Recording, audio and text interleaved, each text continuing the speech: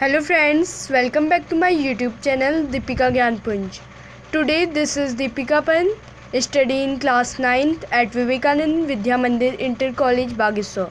Today I am making a new video on class 8 science chapter number 4, material, metal and non-metal, part 2nd. So let's start. But before starting, I would like to say you all, please like, subscribe and share my channel so that you will get the benefit of learning with me. So let's start. Reaction with water. तो पानी के साथ reaction. Let us see how metal and non-metal react with water. तो चलो देखते हैं कैसे metal और non-metal water के साथ react करते हैं. Sodium metal is very reactive. तो सोडियम एक मेटल है जो बहुत ही रिएक्टिव है. It react vigorously with oxygen and water. तो ये ऑक्सीजन और वाटर के साथ बहुत जल्दी रिएक्ट कर लेता है. A lot of heat is generated in this reaction. तो इस रिएक्शन में जो बहुत सारी हीट जनरेट होती है, पैदा होती है. It is therefore stored in kerosene. इसी कारण से इसे केरोसिन में रखा जाता है, क्योंकि जब भी ये वाटर और एयर के कांटेक्ट में आता है तो ये आग को पकड़ लेता है. इसीलिए हम इसको केरोसिन में स्टोर करते हैं. एक्टिविटी 4.5 क्रियाकलाप 4.5. To be demonstrated by the teacher. During demonstration special care should be taken. The size of the sodium metal piece is रफली the size of feed grain. It should be held with a pair of tong. तो हमें teacher के demonstrate में करना है, मतलब कि teacher की सलाह से इस एक्सपेरिमेंट को करना है. तो जब भी आप इस एक्सपेरिमेंट को करें उसमें एक स्पेशल केयर रखनी है. जो सोडियम मेटल का पीस है उसको एक व्हीट ग्रेन के बराबर ही लेना है. Take 250 millilitre beaker glass tumbler. तो 250 मिलीलीटर का एक बीकर या फिर ग्लास का कोई बर्तन ले लो. Fill half of it is water. तो इसको आधा जो है हमारा पानी से भर दो. Now carefully cut a small piece of sodium metal. अब केयरफुली एक छोटा सा पीस सोडियम मेटल का कट करो.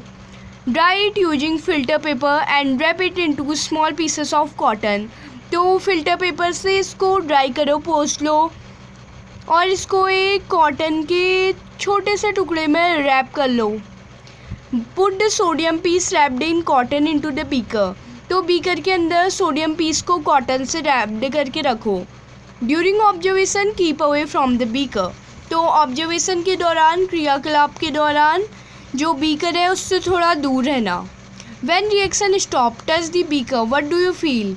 जब रिएक्शन लास्ट में स्टॉप हो जाता है तो बीकर को टच करो. आपको क्या फील हुआ, आपको क्या लगा. Has the beaker become hot. तो क्या बीकर हॉट हो गया, गर्म हो गया.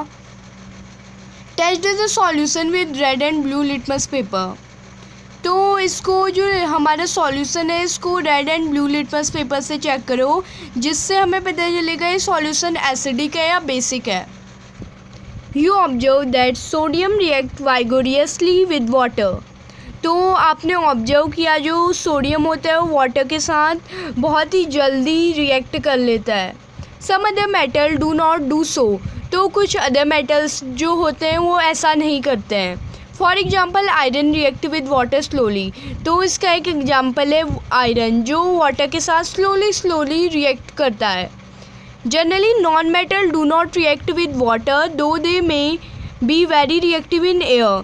तो जनरली जो नॉन मेटल होते हैं वो वाटर के साथ रिएक्ट नहीं करते हैं, लेकिन जो एयर के साथ उनका रिएक्शन होता है वो बहुत ही हाई होता है. Such non metal are stored in water. तो ऐसे नॉन मेटल जो होते हैं वो वाटर में स्टोर किए जाते हैं. For example phosphorus is very reactive non metal. तो इसका एक एग्जाम्पल है फास्फोरस जो बहुत ही रिएक्टिव नॉन मेटल है. It catches fire if it expose to air. तो जब भी ये एयर के कांटेक्ट में आता है ये फायर को कैच कर लेता है. To prevent the contact of phosphorus with atmospheric oxygen it is stored in water. तो इसका जो हमारा फास्फोरस है उसका रिएक्शन एटमॉस्फेरिक ऑक्सीजन से रोकने के लिए ही हम इसे वाटर में वो करते हैं, स्टोर करते हैं. Reaction with acid. तो एसिड के साथ reaction metal and non metal का. Let us see how metal and non metal behave with acid.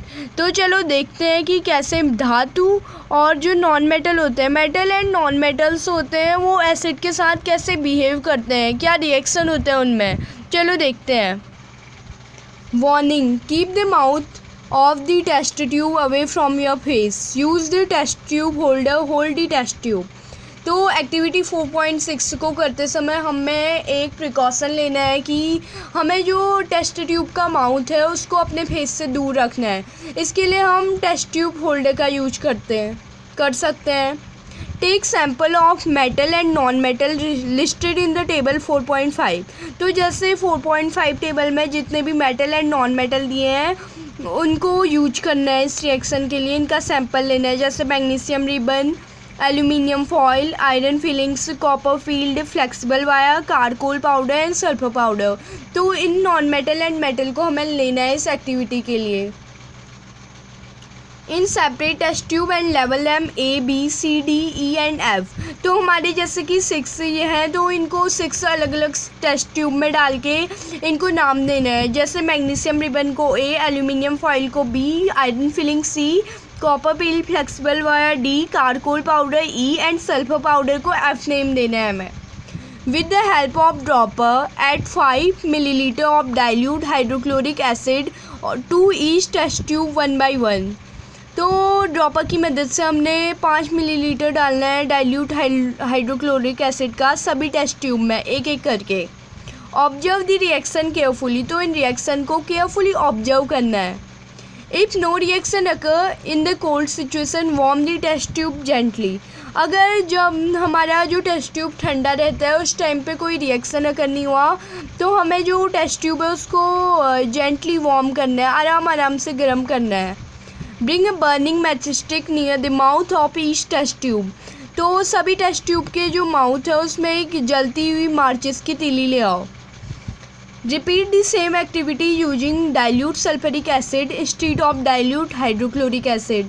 तो इसी सेम एक्टिविटी को रिपीट करो डाइल्यूट सल्फ्यूरिक एसिड का यूज करते हुए। पहले हमने यूज किया था डाइल्यूट हाइड्रोक्लोरिक एसिड का, बट इसी एक्टिविटी को हमें डाइल्यूट सल्फ्यूरिक एसिड का यूज करते हुए करनी है। Record your observation in table 4.5। तो अपनी जो भी ऑब्जर्व किया अपनी ऑब्जर्वेशन को टेबल 4.5 में रिकॉल करो। तो टेबल 4.5 है, इसको आप जो एक्टिविटी बताई गई है इसको करने के बाद फिल करना है। Is there difference in the way metal and non metal react with acid. तो क्या इस वे में डिफरेंस है, मतलब कि metal and non metal react करते हैं एसिड से, तो क्या है डिफरेंट रिएक्शन करते हैं। What could the pop sound in some cases be due to when a burning matchstick is brought near the mouth of test tube?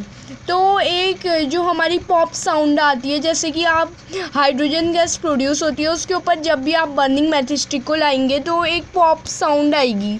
तो क्या ये पॉप साउंड मैचस्टिक को टेस्ट ट्यूब के नियर लाने से आ रही है। You must have found that non-metal generally do not react with acid, but metal react with acid and produce hydrogen gas that burn with a pop sound. तो आपने generally found किया होगा जो नॉन मेटल होते हैं वो react करते हैं एसिड के साथ और जो हाइड्रोजन गैस होती है उसको प्रोड्यूस करते हैं, उसी के कारण से जो पॉप साउंड होती है वो प्रोड्यूस होती है। You must have noticed that copper does not react with dilute hydrochloric acid even on heating, but it reacts with sulfuric acid. तो आपने ये भी नोटिस किया होगा कि जो हमारे डाइल्यूट हाइड्रोक्लोरिक एसिड है वो रिएक्ट नहीं करता है कॉपर के साथ, बल्कि जो हम यूज करेंगे डाइल्यूट सल्फ्यूरिक एसिड तो वो रिएक्शन करेगा तांबे के साथ। रिएक्शन विद बेसिस, अभी हमने इससे पहले पढ़ा एसिड के साथ रिएक्शन, अब पढ़ते हैं बेसिस के साथ reaction.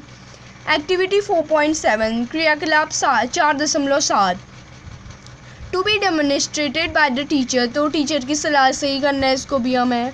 During the preparation of sodium hydroxide solution, care should be taken that platelet of sodium hydroxide are handle with a plastic spatula. तो हमें एक केयर रखनी है इस एक्टिविटी के हाइड्रोक्लोरिक सॉल्यूशन को प्रिपेयर करते समय कि हमें इसके प्लास्टिक स्पैटुला के हैंडल की मदद से ही पकड़ना है। Prepare fresh solution of sodium hydroxide in a test tube by dissolving 3-4 pellets of 8 and 5 millilitre of water. तो एक फ्रेश सॉल्यूशन तैयार करना है सोडियम हाइड्रोक्साइड का टेस्ट ट्यूब में, जिसमें हमें यूज करने हैं सोडियम ऑक्साइड के हाइड्रोक्साइड के 3 से 4 छोटे छोटे टुकड़े 5 मिलीलीटर वाटर में mix. Bring a burning matchstick near the mouth of the test tube. तो एक जलती हुई माचिस की तीली लानी है हमें टेस्ट ट्यूब के माउथ पे। ऑब्जर्व केयरफुली, तो इसको केयरफुली ऑब्जर्व करो ध्यानपूर्वक। What does the pop sound indicate? As before, the pop sound indicate the presence of hydrogen gas. तो हमारी जो पॉप साउंड है वो इंडिकेट क्या करती है? तो पॉप साउंड इंडिकेट करती है हाइड्रोजन गैस के प्रेजेंट, मतलब कि वो बताती है कि हाइड्रोजन गैस यहाँ पे प्रेजेंट है। Metal react with sodium hydroxide to produce hydrogen gas. Metal sodium hydroxide के साथ रिएक्ट करते हैं हाइड्रोजन गैस को पैदा करने के लिए। Reaction of non metal with bases are complex. तो नॉन मेटल का बेसिस के साथ जो रिएक्शन होता है वो थोड़ा कॉम्प्लेक्स होता है। Displacement reaction. Recall the activity of reaction between copper sulphate and iron that you performed in class 7th। Let us observe some more reaction of that kind.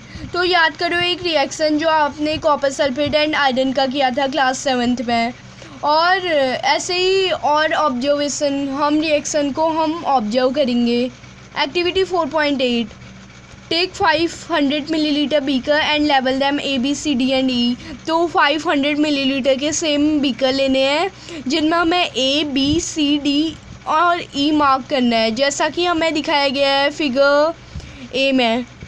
Figure 7 जो हमारा चैप्टर 4.6 है उसके A में दिखाया गया है। सो हमें 100 मिलीलीटर के बीकर लेने हैं, उनको मार्क करना है A B C D and E। Take a beaker about 50 millilitre of water in the beaker. तो हमारी जितने भी बीकर है वो 100 मिलीलीटर के हैं, उनको आधा वाटर से भर देना है, मतलब कि 50 मिलीलीटर सबको भर देना है। Dissolve in each beaker a teaspoonful of each substance as indicated in figure 4.6a। तो 4.6a में जैसा इंडिकेट किया गया है उसी सब्सटेंस को एक एक चम्मच हमें डालना है सभी बीकर्स पे। Keep the beaker undisturbed for some time. तो कुछ समय के लिए हमें बीकर को हिलाना भी नहीं है, उनको एक जगह पे छोड़ देना है। Record your observation in your notebook. तो अपनी नोटबुक में अपनी ऑब्जर्वेशन को रिकॉर्ड करो। तो बीकर ए में जैसे कि हमने copper sulphate CuSO4 plus zinc granule Zn डाला। बीकर बी में हमने डाला कॉपर सल्फेट और आयरन नेल। बीकर सी में zinc sulphate copper turning. Beaker D में iron sulphate copper turning and zinc sulphate and iron nail डाला हमने beaker ई में। What changes do you observe in various beaker? तो अलग अलग beakers में आपने क्या चेंज ऑब्जर्व किया? You have read that once metal displaces another metal from its compound in an aqueous solution।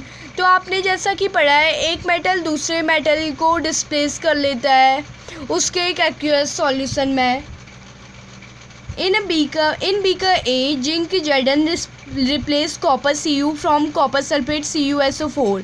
तो बीकर ए में जो हमारा था जिंक ने कॉपर सल्फेट को रिप्लेस किया और CuSO4 इसमें जो हमारा रिएक्शन प्रोड्यूस हुआ वो था CuSO4 यानी कि copper sulphate.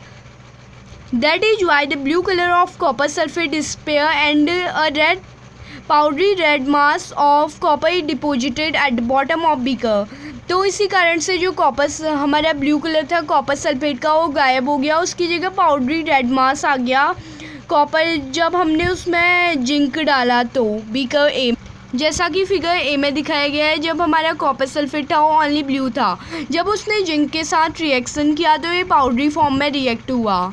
The reaction can be represented at follows. तो रिएक्शन को हम ऐसे रिप्रेजेंट कर सकते हैं जैसे नीचे दिया है। Copper sulphate CuSO4 plus zinc Zn। तो ये हमारा ब्लू कलर का था कॉपर सल्फेट एंड जिंक को जब हम मिलाते हैं तो जिंक सल्फेट ZnSO4 और कॉपर हमें प्रोड्यूस होता है। जो जिंक सल्फेट है वो कलरलेस है और कॉपर रेड है, इसलिए हमें रेड पाउडरी मास प्रोड्यूस होता है। You can write down the reaction taking place in beaker be in the similar manner. तो जो ही आपका बीकर बी में रिएक्शन टेक हुआ उसको भी आप इसी प्रकार से लिख सकते हैं। I am understood the reaction taking place in the beaker A and B, but I am still confused why there is no change in beaker C, D and E. तो मैं ए और बी के रिएक्शन को तो मैं समझ गया, लेकिन मैं अभी भी कंफ्यूज हूँ जो रिएक्शन टेक प्लेस हुआ सी डी एंड ई में। There could have been displacement of zinc by copper in beaker C and by iron in beaker E। तो यहाँ पे भी कुछ डिस्प्लेसमेंट होना चाहिए था जिंक से कॉपर को बीकर सी में, और बीकर ई में हमारा आयरन जो था उसमें कुछ हमारा डिस्प्लेसमेंट होना चाहिए था, कुछ अंतर आना चाहिए था। Similarly iron could be displace bye copper in beaker D. इसी प्रकार से जो बीकर डी है उसमें भी आयरन कॉपर के द्वारा रिप्लेस किया जाना चाहिए था। Since we do not see any change in beaker C, we can infer that copper is not able to replace zinc from its zinc sulfate. But why? तो हमने जैसे कि बीकर सी में कोई चेंज नहीं देखा, तो हम कह सकते हैं कि कॉपर नहीं कर पाया रिप्लेस जिंक को अपने जिंक सल्फेट सॉल्यूशन से। बट क्यों? When zinc can replace copper in beaker A, why cannot copper replace zinc in beaker C? अगर जो हमारा जिंक है वो बीकर ए में कॉपर को रिप्लेस कर सकता है, तो जो हमारा कॉपर है वो जिंक को रिप्लेस क्यों नहीं कर सकता जैसा बीकर सी में है? Remember that science is not arbitrary, it follow definite rule based on fact. तो रिमेंबर करो कि साइंस से कोई फालतू चीज़ नहीं है और ये बहुत सारे फैक्ट और रूल्स में बेस्ड है। And the rule here is that zinc is more reactive than copper and iron. तो यहाँ पे रूल ये है कि जो हमारा जिंक है वो कॉपर और आयरन से ज़्यादा रिएक्टिव है, इसीलिए जो हमारा जिंक ने बीकर ए में कॉपर को रिएक्ट कर लिया, डिस्प्लेस कर लिया, बट बीकर सी में कॉपर जिंक को रिप्लेस नहीं कर पाया क्योंकि जिंक मोर रिएक्टिव है कॉपर और आयरन से।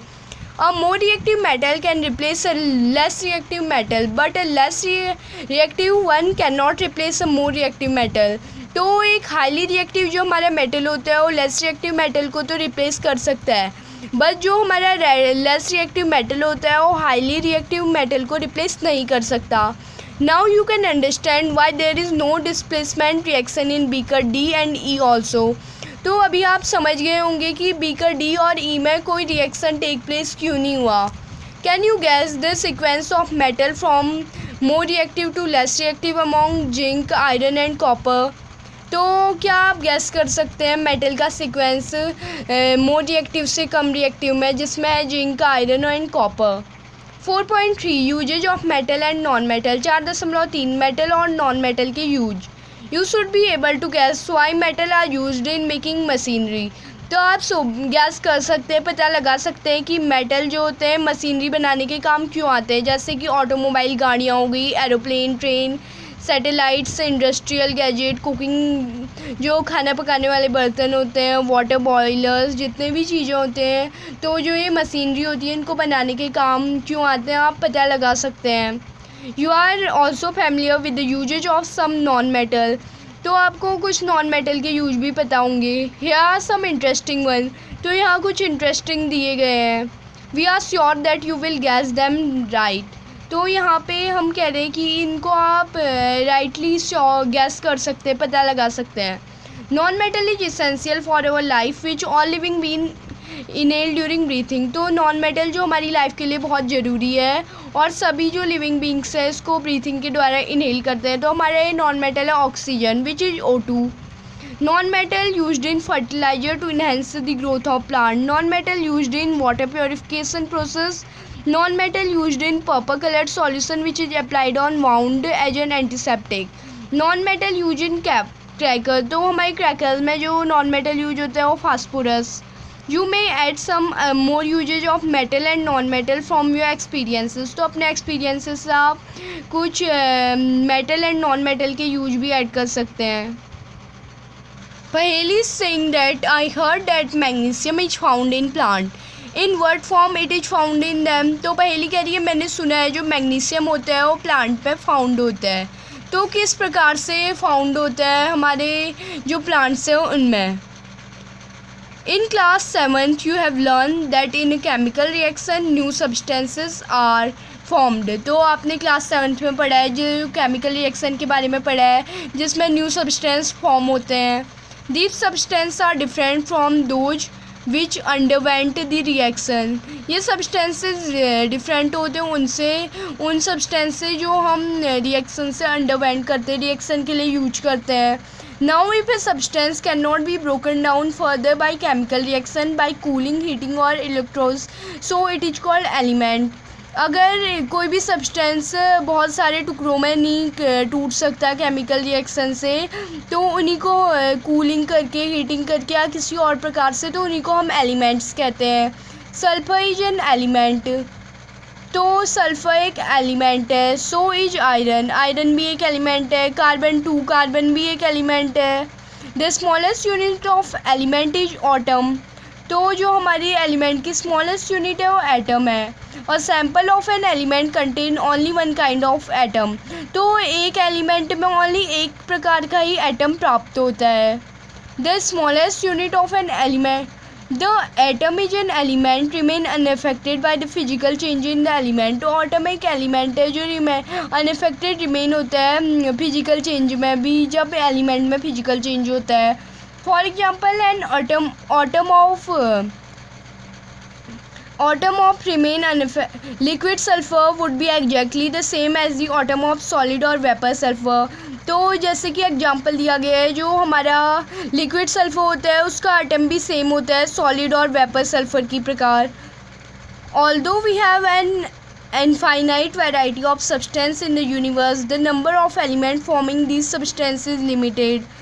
तो हमें पता है जो हमारे यूनिवर्स में बहुत अलग अलग प्रकार के सब्सटेंस है, पर जो ये एलिमेंट जिन चीज़ से बने होते हैं वो हमारे लिमिटेड है. वो 118 एलिमेंट्स हैं.